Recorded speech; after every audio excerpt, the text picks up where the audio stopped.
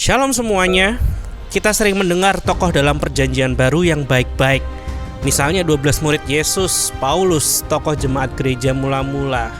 Namun kita terkadang lupa ada peran antagonis dalam perjanjian baru yang namanya sering disebutkan dalam kitab Injil, yaitu orang Farisi. Jika Injil Alkitab hanya diceritakan tentang mendukung kisah Yesus seperti kesembuhan, berkat, mujizat-mujizatnya saja, rasanya kurang menarik ceritanya. Dikarenakan kita perlu melihat apa yang mendukung dan apa yang berlawanan. Ini tidak hanya terjadi di zaman Yesus, namun terjadi juga dalam masa saat ini. Mari kita bahas mengenai tokoh orang Farisi. Semoga Anda mendapatkan nilai dari ulasan tokoh ini. Kita bertanya, siapakah Farisi itu? Apakah orang Farisi sama dengan ahli Taurat atau orang Saduki? Kita akan mempelajarinya dan memahami peran Farisi dalam Alkitab. Kenapa Tuhan membenci ahli Taurat? Apakah orang Farisi juga sama dengan ahli Taurat? Perlu diketahui, golongan ini sering disebut dalam kitab Injil Matius, Markus, Lukas, Yohanes. Dan lalu siapa golongan Farisi ini? Farisi berasal dari bahasa Ibrani berusim, atau arti harafiahnya memisahkan. Awalnya golongan ini merasa tidak nyaman dengan bangsa Israel pada umumnya, dikarenakan bangsa Israel tidak sungguh-sungguh beribadah kepada Allah. Inilah golongan yang mengkhususkan diri mengabdikan hidupnya kepada agama.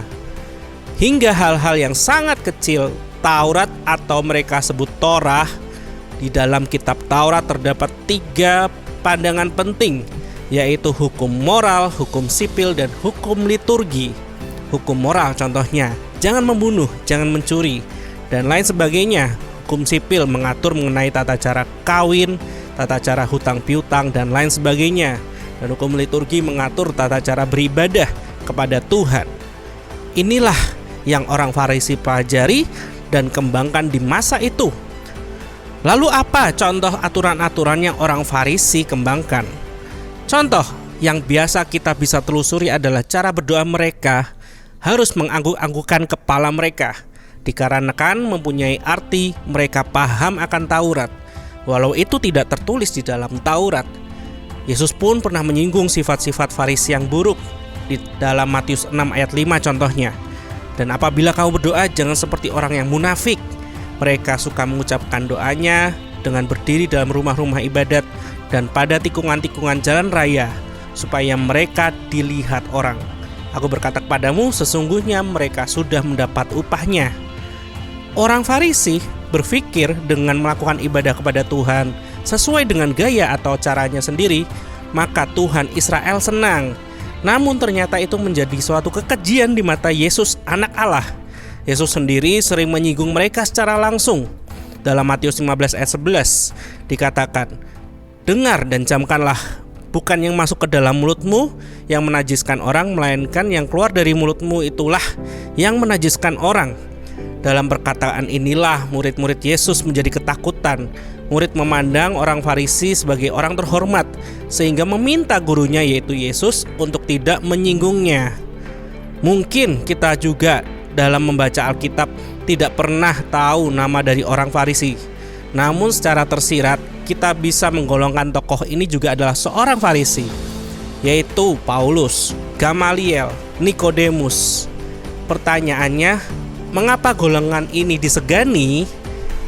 Golongan Farisi ini bisa dibilang sangat berpengaruh dalam bangsa Yahudi. Mereka yang menguasai mahkamah agama atau mereka sebut juga Sanhedrin.